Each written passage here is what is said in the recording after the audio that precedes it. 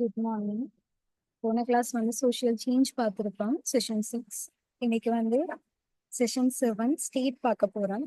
So அதுக்கு முதல் வந்து நான் உங்கள்கிட்ட போன கிளாஸ்லயே சொல்லியிருப்பேன். நீங்க ஸ்லைட்ல படிக்கிற அதே விஷயம் வந்து உங்களுக்கு கேள்விக்கு வராது எக்ஸாம்ல. ஸ்லைட்ல இருக்கிற எல்லாமே வந்து ஒரு இன்ட்ரோடக்ஷனாக தான் இருக்கு. உங்களுக்கு அங்கே வரப்போற கேள்வி வந்து அதை எக்ஸ்பிளைன் பண்ணுங்கன்ற மாதிரி தான் வரும். ஸோ இப்போ நான் உங்களுக்கு 2 கேள்வி, முதல் கேள்வி சொல்றேன்.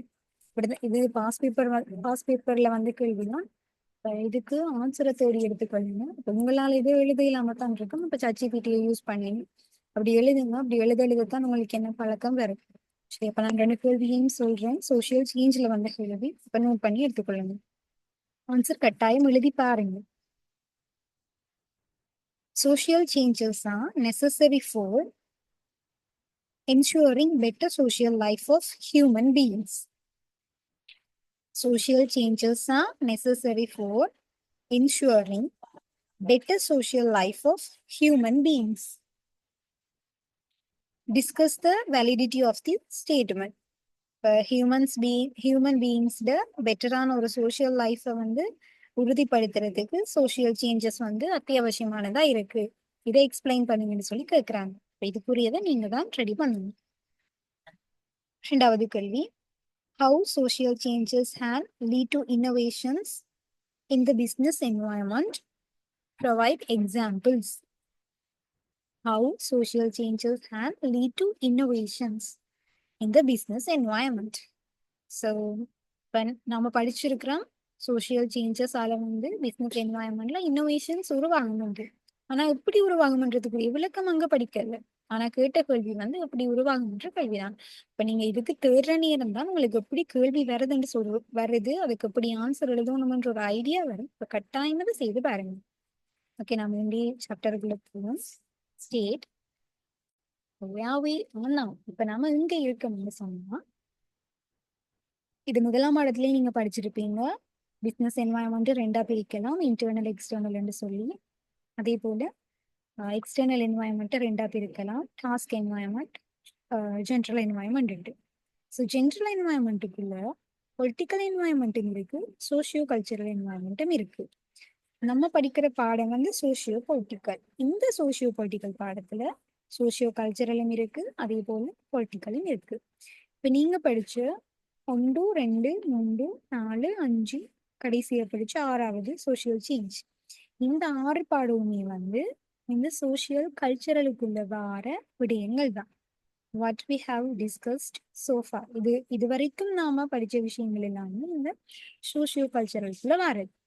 இனிமேல் நாம படிக்க போறது வந்து இந்த பொலிட்டிக்கலுக்குள்ள வர state, government, democracy, decentralisation, constitutions, இதெல்லாம் வந்து நாம இனிமேல் படிக்க போறோம். இது வந்து பொலிட்டிக்கல் என்வாயன்மெண்ட்டுக்குள்ள வர விடயங்கள்.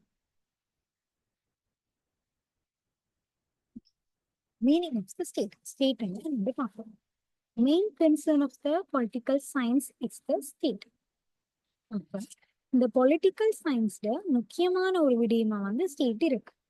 The word state has been incorrectly used as synonym for nation, country, society, government, and the government-owned institutions. அப்ப ஸ்டேட் என்று சொன்னா சில பேர் நினைக்கிறது நாடு என்று சொல்லும், சில பேர் நினைக்கிறது அரசாங்கம், கவர்மெண்ட் தான் ஸ்டேட் என்று சொல்றோம். சில பேர் நினைக்கிறது கவர்மெண்ட்டுக்கு சொந்தமான நிறுவனங்கள் இருக்கு, அதை தான் ஸ்டேட் என்று சொல்லும். அப்படி ஒவ்வொருத்தரும் வந்து ஒவ்வொன்று ஸ்டேட் என்று சொல்லி நினைச்சு கொள்றாங்க. அது ஒரு பிழையான ஒரு கருத்து. நாம பிழையா ஸ்டேட்டா இப்படி வந்து விளங்கி இருக்கிறான்னு சொல்லி சொல்றாங்க. Niccolo Machiavelli first employed the word state in the literature of political science. இப்ப முதலாவது இந்த ஸ்டேட் என்ற வேர்டை வந்து யூஸ் பண்ணின ஆள் யாருன்னு பார்த்தா நிக்கோலா மாக்கியவெல்லின்னு சொல்ற இட்டாலியன் பிலோசபர். அவர் வந்து father of modern political philosophy and science. இந்த மாடர்ன் பொலிட்டிக்கல் பிலோசபி அண்ட் சயின்ஸ்ல ஃபாதர்ன்னு சொல்லி நாம இவரை சொல்லுவோம். இதெல்லாம் தேவையில்லை, சும்மா நார்மலா தெரிஞ்சு வச்சுக்கொள்ள வேண்டிய விஷயங்கள் தான். ஓகே, இப்ப ஸ்டேட் என்னன்னு பார்க்க போறோம். State is a natural, a necessary and a universal institution. இது ஒரு நேச்சுரலான, நெசசரியான யூனிவர்சல் இன்ஸ்டிடியூஷன்ஸ் என்று சொல்றாங்க. ஏன் இது ஒரு நேச்சுரல் இன்ஸ்டிடியூஷன்? ஒரு இயற்கையான நிறுவனம் என்று சொல்லி சொல்றாங்கன்னா because it is rooted in the reality of human nature. அதாவது மனித இயல்பிட யதார்த்தத்துல வேரூன்றி இருக்கிற ஒரு விஷயம்தான் ஸ்டேட், மனித தோற்றத்தோட உருவானது. ஸோ இதால வந்து நாம ஸ்டேட்டை வந்து ஒரு நேச்சுரலான அப்படின்னு சொல்லி சொல்றோம், நேச்சுரலான இன்ஸ்டிடியூஷன் சொல்லி சொல்றோம்.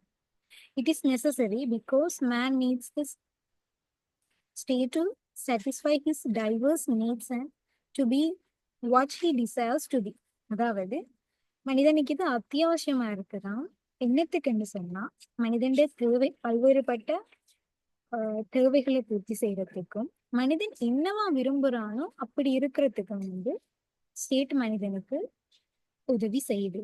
ஸோ இதான் ஸ்டேட் மனிதனுக்கு தேவைப்படுது. ஸோ இதால வந்து ஸ்டேட் ஒரு அத்தியாவசியமானதுன்னு சொல்லி சொல்றாங்க. It is a universal institution because it has existed whenever and wherever man has lived in an organized society.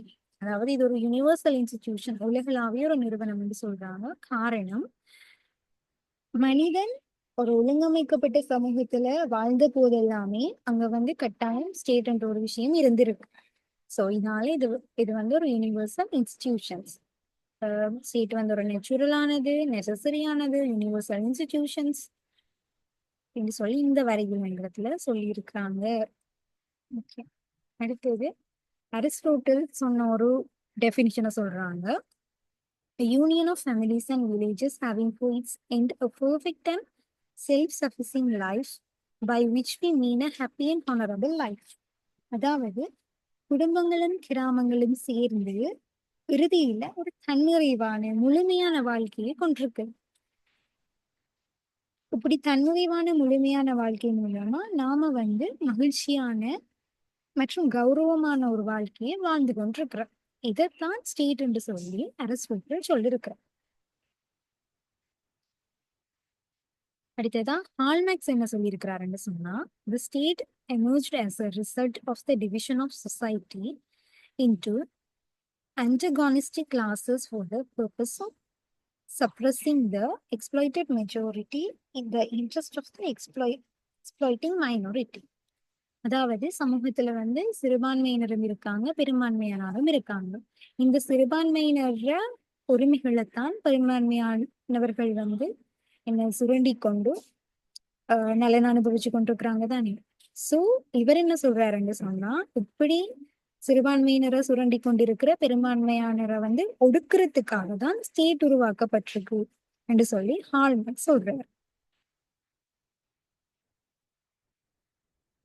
இப்ப பார்த்த வரைவிலக்கணங்கள் எல்லாமே சும்மா நார்மலான வரைவிலக்கணங்கள். இதை நீங்க பாடமாக தேவையில்ல, ஜஸ்ட் தெரிஞ்சு வச்சு கொண்டிருந்தா போதும். ஆனா இந்த வரைவிலக்கணம் வந்து கொஞ்சம் முக்கியமானது. இப்ப ஸ்டேட்மெண்ட்டுக்கு விட்டா நீங்க இந்த வரைவிலக்கணத்தை எழுதினா கொஞ்சம் பொருத்தமா இருக்கு. It is a community of persons more or less numerous. அதாவது இங்க ஒரு மக்கள் கூட்டம் ஒன்று இருக்கும். அது குறைஞ்சளவான மக்களாகவும் இருக்கலாம், கூடியளவான மக்களாகவும் இருக்கலாம். Permanently occupying a definite portion of territory. இங்க நிரந்தரமா வரையறுக்கப்பட்ட ஒரு நிலப்பரப்பொண்டு இங்க இருக்கும். சரியா? Independent or nearly so of external control. இது வந்து வெளிப்புற கட்டுப்பாட்டுல இருந்து சுயாதீனமான ஒன்றா இருக்கும். வெளிப்புறத்துல இருக்கிறார்களால வந்து இதுல செல்வாக்கு செலுத்தையில இதுல இருந்து ஒரு சுதந்திரமானதா இருக்கு. And processing organised government. இங்க ஒரு ஒழுங்குபடுத்தப்பட்ட அரசாங்கத்திட செயல்முறை ஒன்று இருக்கு. To which the great body of inhabitants render habitual obedience. So இது எல்லாத்துக்கும் வந்து பெரும்பான்மையான மக்கள் வந்து தங்களோட கீழ்ப்படிதலை வழங்குறாக்களா வந்து காணப்படுவாங்க. ஸோ 4 விஷயம் இருக்கு, அதுக்கு மக்கள் கீழ்ப்படுகிறதா காணப்படுறாங்க. என்னென்ன 4 விஷயம்னு சொன்னா, ஒன்று வந்து மக்கள் கூட்டம், அது வந்து என்ன சிறு குறைஞ்ச எண்ணிக்கையாகவும் இருக்கலாம், கூட எண்ணிக்கையாகவும் இருக்கலாம். 2வது விஷயம் ஒரு டெரிட்டோரி, ஒரு நிலப்பரப்பு ஒன்று இருக்கும். 3வது விஷயம் வந்து எக்ஸ்டர்னல் கண்ட்ரோல்ல இருந்து வந்து விடுபட்டு சுயாதீனமா இருக்கும். அடுத்தது வந்து ஆர்கனைஸ்ட் கவர்மெண்ட் ஒன்று இருக்கு. ஸோ எலிமெண்ட்ஸ் ஆஃப் தி ஸ்டேட்ல பாருங்க, அங்க சொன்ன அதே விஷயத்த வந்து இங்க சொல்லியிருக்காங்க. பாப்புலேஷன் மக்கள் எண்ணிக்கை, டெரிட்டோரி நிலப்பரப்பு, கவர்மெண்ட், அடுத்தது வந்து சவரன்டி. சவரன்டி என்று சொன்னா என்னன்னு சொன்னா இப்ப எக்ஸ்டர்னல் கண்ட்ரோல்ல இருந்து விடுபட்டிருக்கும் சொல்லி பார்த்தனாம தான் அது வந்து இந்த சவரண்டிக்குள்ள தான் வந்து அது வேற தமிழ் மீனிங் வந்து இறையாண்மைன்னு சொல்லி சொல்லுது. இப்ப இந்த எலிமெண்ட்ஸை வந்து சேற்ற எலிமெண்ட்ஸை பார்க்க போறோம். அதுல முதலாவது population. The state is a human institutions. இதை வந்து ஒரு ஹியூமன் இன்ஸ்டிடியூஷன் சொல்றாங்க. இதுக்குரிய காரணம் இப்ப ஏற்கனவே நம்ம பார்த்ததுல வச்சுக்கொண்டே சொல்லலாம். என் மனிதன் தோற்றத்தோடையே வந்து இது வந்து உருவாகித்து இதோட மனிதன் எப்படி வாழணும், அவங்க தேவைகளை பூர்த்தி செய்யறதுக்கு எல்லாமே வந்து அந்த ஸ்டேட் தான் தேவைப்படுது. ஸோ இதால வந்து இது ஒரு ஹியூமன் இன்ஸ்டிடியூஷன்ஸ் சொல்லலாம். Population is necessary for the existence of the state, but a single family does not make a state. Population வந்து கட்டாயம் தேவை. ஒரு ஸ்டேட் ஒன்று இருந்தது என்று சொன்னா அங்க கட்டாயம் பாப்புலேஷன் இருக்கு. ஆனா ஒரு குடும்பத்தை வச்சுக்கொண்டு அதை வந்து ஸ்டேட் என்று நாம சொல்லவே இல்லை. அதே போல however no limit can be placed on the number of people constituting the state. அதே போல இத்தனை பேர் தான் இருக்கணும் ஒரு ஸ்டேட்டுக்குன்னு சொல்ற ஒரு லிமிட்டும் இல்லை. அது எத்தனையாவும் இருக்கலாம், இவ்வளவுதான் இருக்கணும் என்று சொல்லப்படல. Increase or decrease in population makes no difference in statehood. அதாவது மக்கள் தொகையில ஏற்படுற குறைவோ இல்லாட்டி கூடுதலோ, மக்கள் தொகை குறைஞ்சாலும் சரி கூடினாலும் சரி, அது இந்த ஸ்டேட்ஹுட் சொன்ன அந்த மாநிலத்தோட அந்தஸ்துல எந்த விதமான மாற்றத்தையுமே வந்து செய்யாது என்று சொல்லியிருக்கிறாங்க. இருந்தாலுமே கூட இப்ப மாடர்ன் சொசைட்டி என்ன யோசிக்குது, மாடர்ன் ஸ்டேட் என்ன யோசிக்குதுன்னு சொன்னா தங்களுக்கு பாப்புலேஷன்ஸ் கூட இருக்கும் யோசிக்குது. காரணம் கூட பாப்புலேஷன் இருந்ததுன்னு சொன்னா அங்க மக்கள் எண்ணிக்கை கூடுதலா இருக்குன்னு ஸோ மக்கள்கிட்ட இருந்து கிடைக்கக்கூடிய சக்தி வேல்யூ வந்து கூட கிடைக்கும், கிரேட் மேன் பவர் கிடைக்கும். ஸோ இதால மாடர்ன் ஸ்டேட் வந்து பாப்புலேஷன்ஸ் கூட இருக்கிறது தான் விரும்புது, அதுக்கு தான் முக்கியத்துவம் கொடுக்குது. எக்ஸாம்பிளுக்கு வந்து இந்தியா, சைனா அந்த நாடுகள்ல எல்லாம் பாப்புலேஷன்ஸ் கூட இருக்கு. அதே போல அங்க மக்கள் மூலமா கிடைக்கிற சக்தியும் வந்து என்ன அதிகளவா இருக்கு. இப்ப நான் சொன்ன விஷயம் வந்து உங்களோட இப்ப நான் சொன்ன விஷயம் வந்து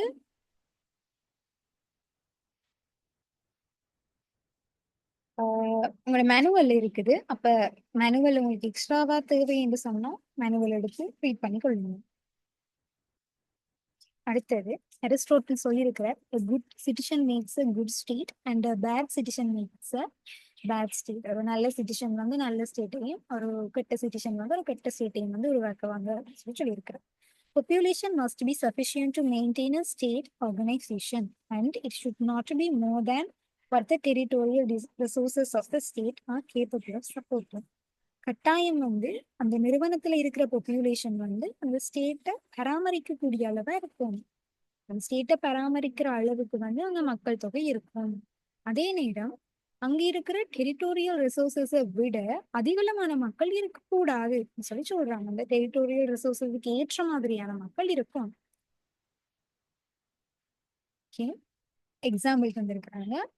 பாப்புலேஷன் என்ன மக்கள் தொகை தானே, அப்ப என்னென்ன நாட்டுல எந்தெந்த மாதிரியான பாப்புலேஷன் இருக்கு.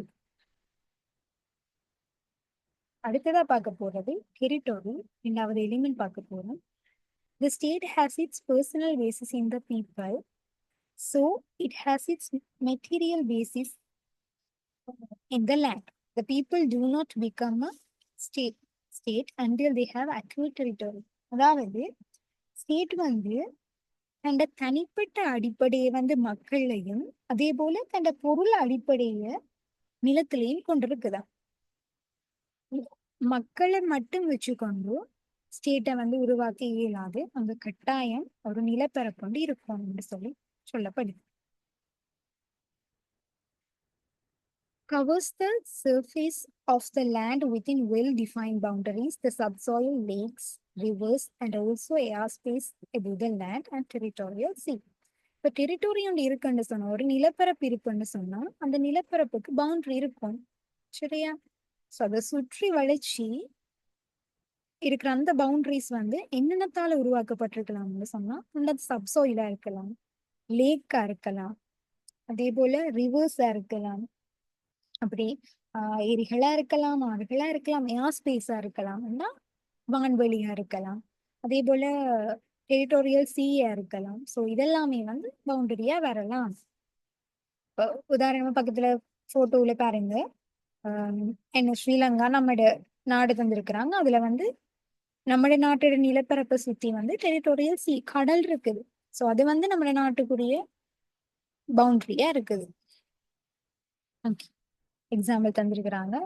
The Presage symbolizes cross borders between Canada and America. அந்த கீழே இருக்கிற கட்டடம் மாதிரி ஒன்று இருக்குதாங்க.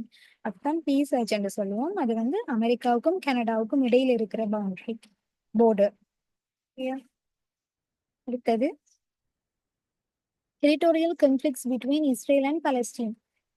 ஒரு கொஞ்ச நாளைக்கு முதல் நடந்தது, உங்களுக்கு எல்லாரும் கேள்விப்பட்டிருப்பீங்க. இஸ்ரேலுக்கும் பலஸ்தீனுக்கும் நடந்த சண்டைய. சோ இதுக்குரிய காரணம் என்னன்னு சொன்னா, ஆஹ் மற்ற நாட்டிட நிலப்பரப்பை வந்து தான் கைப்பற்றணும் என்ற நோக்கத்துக்காக தான் இந்த சண்டை வந்து உருவாக்கப்பட்டது. அப்போ ஒரு ஒரு ஸ்டேட்டுக்கு கட்டாயம் வந்து டெரிட்டோரியல் முக்கியம்ன்றதை வந்து இதன் மூலமா நாம அறிஞ்சு கொள்ள முடியும். Territorial borders between Netherlands and Belgium. அடுத்தது territorial borders between India and Pakistan. So எல்லா போர்டர்ஸையும் வந்து காட்டிருக்கிறாங்க. ஓகே, பாப்புலேஷனுக்கு எக்ஸாம்பிள் தந்த மாதிரி டெரிட்டோரியம் வந்து சில குறிப்பிட்ட இடங்களை தந்துட்டு அதுக்குரிய பரப்பளவுகளை தந்திருக்கிறாங்க. அடுத்த எலிமெண்ட் பார்க்க போறது government. It is the active element of the state. இதை வந்து ஆக்டிவ் எலிமெண்ட் சொல்லி சொல்றாங்க. அதோட இன்னொன்றும் ஞாபகம் வச்சுக்கொள்ளுங்க, இந்த 4 எலிமெண்ட்லையும் வந்து முதல் 2 எலிமெண்ட்டையும் பாப்புலேஷன் அண்ட் டெரிட்டோரி இது ரெண்டையுமே வந்து பிசிக்கல் எலிமெண்ட் சொல்லுவோம். அதே போல கவர்மெண்ட்டை வந்து பொலிட்டிக்கல் எலிமெண்ட் சொல்லுவோம். அதே போல சவரன்டி அடுத்து பார்க்கறது அதை வந்து ஸ்பிரிச்சுவல் எலிமெண்ட் சொல்லுவோம். சரியா? Okay, active element of the state. It facilitate people to spend a happy and honourable life. அப்ப கவர்மெண்ட் வந்து மக்கள் மகிழ்ச்சியான கௌரவமான வாழ்க்கையை வாழ்றதுக்கு வந்து வசதி அளிக்கக்கூடிய ஒன்றா இருக்கு. இந்த கவர்மெண்ட் ரூல்ஸ் ரெகுலேஷன்ஸை போட்டு தான் என்ன சொசைட்டி ஒரு கண்ட்ரோலுக்குள்ள வச்சிருக்குது. ஸோ மக்கள் சந்தோஷமா வாழ்றதுக்கு அது ஒரு காரணியா இருக்குது. It is the medium through which common policies are determined, common affairs are regulated and common interest are promoted. So இந்த கவர்மெண்ட் வந்து பொது கொள்கைகளை தீர்மானிக்கிறதுக்கும் பொது விவகாரங்களை ஒழுங்குபடுத்துறதுக்கும் பொது நலன்களை ஊக்குவிக்கிறதுக்கும் கவர்மெண்ட் இன்ட்ரெஸ்டா ப்ரமோட்டட். பொது நலன்களை ஊக்குவிக்கிறதுக்கு வந்து ஒரு ஏஜென்ட்டா ஒரு ஊடகமா இது வந்து தொழிற்படுது. ஸோ ஏன் கவர்மெண்ட் வந்து ஒரு ஊடகம் சொல்லி சொல்றாங்கன்னு சொல்லி கேள்வி கேட்டா அதுக்குரிய ரீசன் இது மூண்டும் தான். ஏனென்றா கவர்மெண்ட் தான் பாலிசிஸை வந்து டிட்டர்மைன் பண்ணுது, கமன் அஃபேர்ஸை வந்து ரெகுலேட் பண்ணுது, கமன் இன்ட்ரெஸ்ட்டை வந்து ப்ரமோட் பண்ணுது. ஸோ இதால வந்து நம்ம கவர்மெண்ட்டை வந்து மீடியம் ஏஜென்ட் சொல்றோம். Without a government functions of the society will be in case. இப்ப சொன்ன மாதிரி கவர்மெண்ட்ஸ் தான் ரூல் ரெகுலேஷன்ஸ் போட்டு சொசைட்டியை வந்து ஒரு கட்டுப்பாட்டுக்குள்ள வச்சுக்கொண்டு இருக்குது. அப்ப கவர்மெண்ட் இல்லாட்டி எல்லா ஃபங்க்ஷனுமே குழம்ப தொடங்கும். ஸோ ஸ்டேட் வந்து என்ன ஒழுங்காவே இருக்காது. பிரான்ச்சஸ் ஆஃப் கவர்மெண்ட் என்னென்ன பிரான்ச்சஸ் இருக்குன்னு சொன்னா, லெஜிஸ்லேச்சர் அதாவது சட்டமன்றம் என்று சொல்லுவோம். இது வந்து ஃபர்முலேஷன் ஆஃப் லோன்னு சொன்னா சட்டத்தை உருவாக்குறது தான் வந்து லெஜிஸ்லேச்சர். எக்ஸிக்யூட்டிவ் நிர்வாகம்னு சொல்லுவோம். அது வந்து எக்ஸிக்யூஷன் ஆஃப் லோ. அந்த உருவாக்குற லெஜிஸ்லேச்சர் உருவாக்குற சட்டத்தை வந்து இது நிறைவேற்றுறது தான் எக்ஸிக்யூட்டிவ்னு சொல்லுவோம். அதே போல யூடிஷியரி நீதித்துறை, இன்டர்பிரிட்டேஷன் ஆஃப் லோ அதாவது அந்த சட்டத்துக்குரிய விளக்கத்தை கொடுக்கறது வந்து யூடிஷியரியா இருக்கு. ஓகே, அடுத்த 4வது எலிமெண்ட் வந்து சாவரிட்டி. அப்படின்னு சொன்னா இறையாண்மை. So it is the supreme power of the state which differentiates the state from all other social institutions. So இந்த sovereignty தான் வந்து ஸ்டேட்டிட ஒரு உச்ச அதிகாரமா இருக்கு. இந்த இதுக்கு முதல் 3 எலிமெண்ட்ஸ் பார்த்தோம் நம்ம. அந்த 3ஓட இது 4வது. இதுதான் வந்து முக்கியமான ஒரு அதிகாரத்தை கொடுக்கறதா இருக்கு ஸ்டேட்டுக்கு. விச் டிஃபரன்ட் அதோட வந்து மற்ற ஆர்கனைசேஷன்ஸ்ல இருந்து ஸ்டேட்டை வந்து வேறுபடுத்தி காட்டுறதும் இந்த sovereignty தான். It includes supremacy in internal matters and independence of external control. இது வந்து இன்டர்னல் மேட்டர்ஸ்ல அதாவது உள் விடயங்கள்ல வந்து மேலாதிக்கத்தையும் அதே போல வெளிப்புற கட்டுப்பாட்டுல இருந்து ஒரு சுதந்திரத்தையும் கொண்டிருக்கு. two aspects of sovereignty, internal and external. அப்ப இதை வந்து ரெண்டா பிரிக்கிறாங்க, இன்டர்னலும் எக்ஸ்டர்னலும். இதுல இன்டர்னல் என்று சொன்னா என்னன்னா, the state's monopoly of authority inside its boundaries. அதாவது அந்த ஸ்டேட் வந்து தண்ட எல்லைக்குள்ள ஒரு ஏகபோக அதிகாரத்தை வச்சு கொண்டிருக்கு. இந்த ஏகபோக அதிகாரம் என்று சொன்ன என்னன்னு சொன்னா, அந்த அதிக அளவுல அதிகாரத்தை மற்ற அதுக்கு காம்படிஷனே இல்லை, தான் மட்டும்தான் அதிகாரத்தை வச்சு கொண்டிருக்குது இந்த உள் விடயங்களுக்குள்ள. The state is supreme in all internal matters. This authority cannot be shared. So internal matters எல்லாத்துலயுமே வந்து உச்சமான ஒரு அதிகாரத்தை கொண்டிருக்கிறது எதுன்னு கேட்டா, எந்த அமைப்புன்னு கேட்டா அதுக்கு ஆன்சர் வந்து ஸ்டேட்டா தான் இருக்கு. ஸோ இந்த ஸ்டேட் வந்து தன் அதிகாரத்தை வந்து யாருக்குமே பகிர்ந்து கொடுக்காது, எல்லா அதிகாரத்தையும் தான் வச்சுக்கொண்டிருக்கு. The supreme power that state enjoys over and above all the citizen and civil organization of the state is known as the internal sovereignty.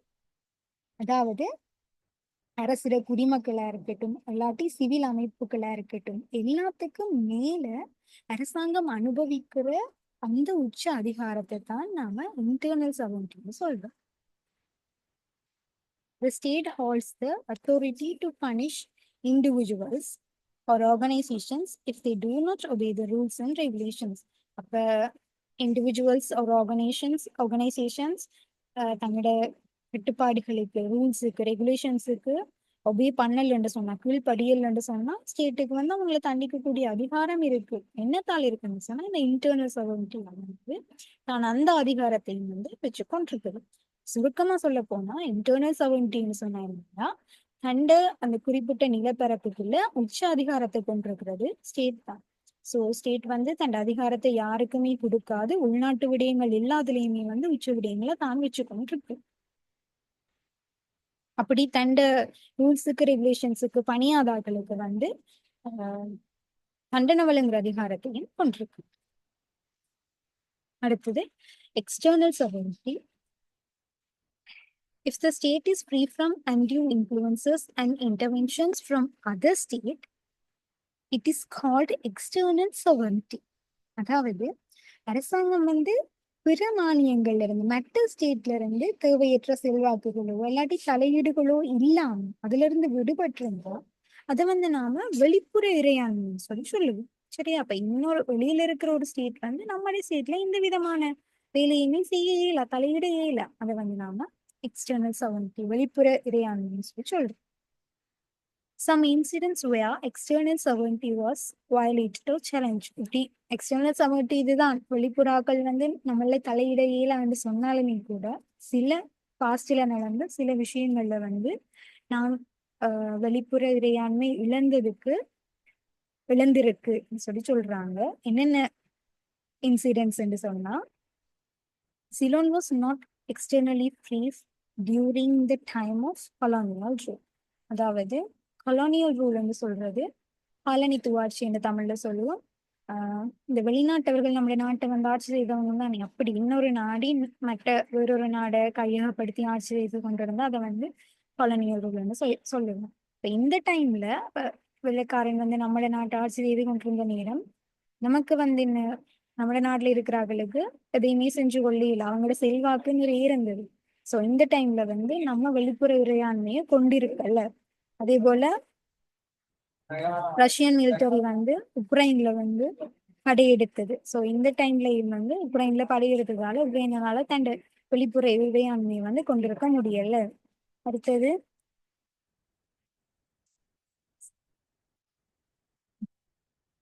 இந்த ஹாங்காங் என்ற நாடு வந்து தான் ஒரு வெளிப்புற இறையாண்மையோட செயற்பட இயலாததா காணப்படுது.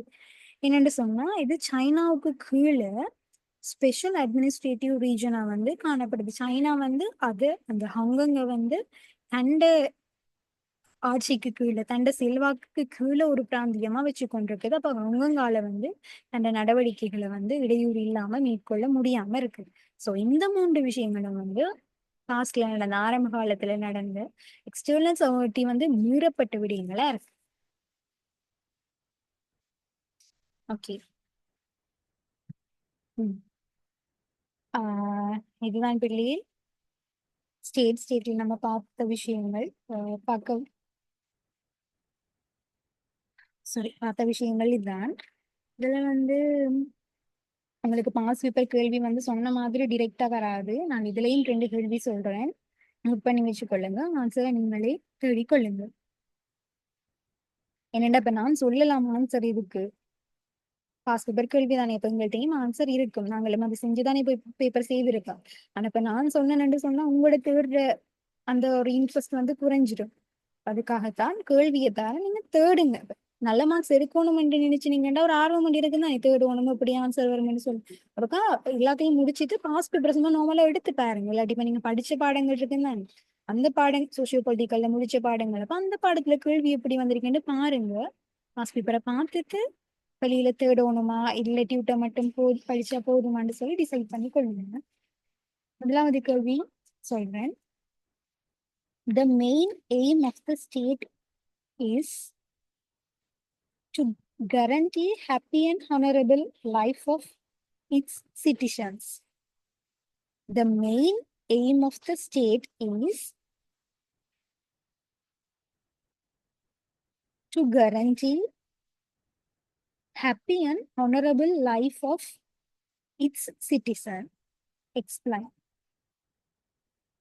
அதாவது ஒரு ஸ்டேட்டோட மெயினான எய்ம் வந்து அந்த சிட்டிசன்ஸ் வந்து ஹாப்பியா இருக்கிறதையும் ஹனரபிளா இருக்கிறதையும் வந்து கரண்டி பண்றதுதான். இதை வந்து உங்களை எக்ஸ்பிளைன் பண்ண சொல்றாங்க. எதுக்கு டியூட்ல இல்ல பில்லியன் நோட்ஸ் நீங்க தான் என்ன செய்யணும். டியூட்ல இருக்கு ஒரு இன்ட்ரோடக்ஷன் மாதிரி இருக்கு. பட் நீங்க தான் கனெக்ட் பண்ணணும். டியூட்ல இருக்கிற இந்த விஷயத்த போடலாம் இதை போடக்கூடாதுன்னு சொல்லி பார்த்து யோசிச்சு செய்யணும். நீங்க ChatGPT எல்லாம் இருக்கு தானே, எல்லாத்துலயும் போட்டு பாருங்க என்ன வருதுன்னு சொல்லி போட்டு நீங்களே ஒரு ஆன்சர் எழுதுங்க. அடுத்த கேள்வி நோட் பண்ணிக்கொள்ளுங்க. There can be no state without a fixed territory. There can be no state without a fixed territory. Elaborate with examples. இப்ப என்ன டெரிட்டரி இல்லாம ஒரு ஸ்டேட்டால வந்து இருக்கேன்னு சொல்லி சொல்றாங்க. அது இவங்களே தந்திருக்காங்க. டைம் டெரிட்டரி இருக்கும் டெரிட்டரி இல்லாம இருக்கேலாண்டு கேள்வி வந்து ஏன் இருக்கேல எக்ஸாம்பிளோட விளங்கப்படுத்துங்கன்னு சொல்லி கேட்கறாங்க. இப்ப இதுக்கு நீங்க இதுக்கு டியூப்ல நிறைய விஷயங்கள் இருக்கு. டெரிட்டரி முக்கியம், டெரிட்டரி இருந்தா என்ன செய்யலாம், கிரேட் மேன் பவர் எப்ப கிடைக்கும், அதே போல இந்த உக்ரைன் பலஸ்தீன் எல்லாம் டெரிட்டரிக்காகத்தான் வார் நடத்தினது. அப்ப இதுல இருந்து நாம இந்த அளவு முக்கியம் என்று சொல்லி எடுத்துக்கொள்ளலாம்னு சொல்லி நீங்களா ஓனா நோட்ஸ் கிரியேட் பண்ணணும். சரியா? ஓகே. அப்படி உங்களுக்கு ஏதாவது இதுல விளக்கம் இல்ல டவுட்ன்னு சொன்னா என்ன கண்டெக்ட் பண்ணுங்க. நான் ஃபர்ஸ்ட் சோஷியல் சேஞ்ச் செஞ்ச டைமும் சொல்லல. இந்த பேர் வந்து ரூபாஜினி. இந்த நம்பர் வேணுமென்று சொன்னா ஐ மீன் அதாவது உங்களுக்கு டவுட்ன்னு சொன்னா உங்களுக்கு தெரிஞ்ச ஆக்கள் இருப்பாங்க தானே, அப்ப அந்த பிள்ளைகிட்ட கேட்டு நீங்கன்னு சொன்னா என்கிட்ட சொல்லுவாங்க. அப்ப நான் உங்களை கண்டெக்ட் பண்றேன். Okay, thank you.